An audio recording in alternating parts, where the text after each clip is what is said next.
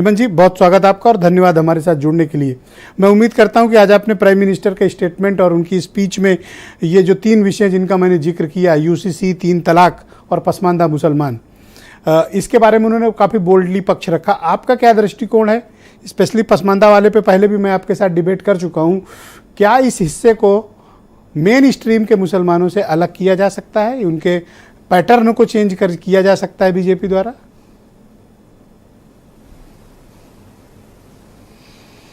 बहुत बड़ा विषय है और 2024 के पहले बहुत से लोग कयास लगा रहे थे कि इस बार मोदी कौन सी स्ट्राइक करेंगे। तो माफ़ कीजिएगा, स्ट्राइक का एक हिस्सा पहले से रिजर्व रखा था, जिसको हम यूसीसी कहते हैं।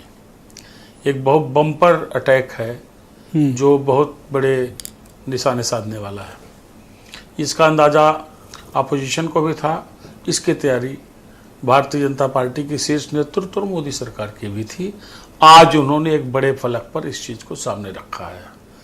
देखिए, अगर एथिकली देखें, टेक्निकली देखें, लीगली देखें, सामाजिक परिवेश की दृष्टि से देखें, तो कोई शक नहीं कि अधिकांश लोग चाहते हैं कि यूसीसी लागू हो। खाली मुसलमानों पर थोड़ी लागू होगा।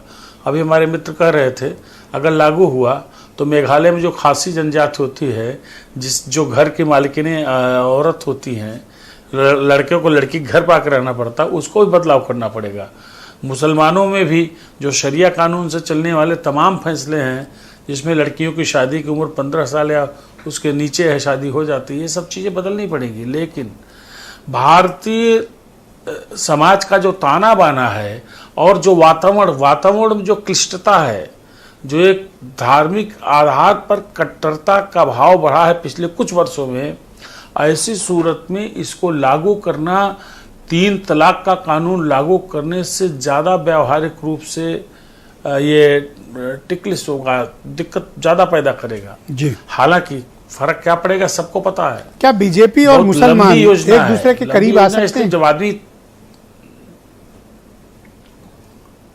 अब आप स्वयं बताइए विजय जी, आंकड़े देख लीजिए। आप ज्यादा विद्वान उत्तर प्रदेश कौन है जो समझता है चीजों को जमीन पर? क्या अखिलेश यादव के बाद 2022 में उत्तर प्रदेश में सबसे ज्यादा मुसलमान किसके साथ आए? क्या इसके पहले लोग सोच सकते थे कि मुसलमानों का एक छोटा क्लास जो बैकवर्ड मुसलमान होता है, जिसके यहाँ सहूलतों का अभाव है, जिसका आज पीएम ने मेंशन किया है, वो भाजपा को वोट करेगा?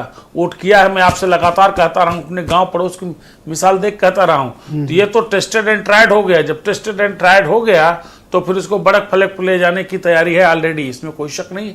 और ये सारी वोटिंग ट्रेंड जरूर मुझे एक बड़ा नगर निगम के चुनाव में देखने को मिला कि मुस्लिम बाहुल्य जब मैं कहता हूं तो मैं मानता हूं कि 95% वोट उनके होंगे और उन कई वार्डों से भारतीय जनता पार्टी जीती।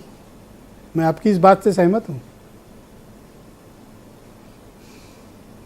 मैं आपको क्या बताऊं, भारतीय जनता पार्टी बहुत लंबी स्ट्रेटजी, लंबी प्लानिंग के बाद किसी चीज़ को अमल में लाने की कोशिश करती है। और शायद पिछले 9 वर्ष से लगातार उसका जो डंका बज रहा है, कम से कम हिंदी हार्टलैंड में, पूरे देश में, उसका एक बड़ी वजह वो भी है।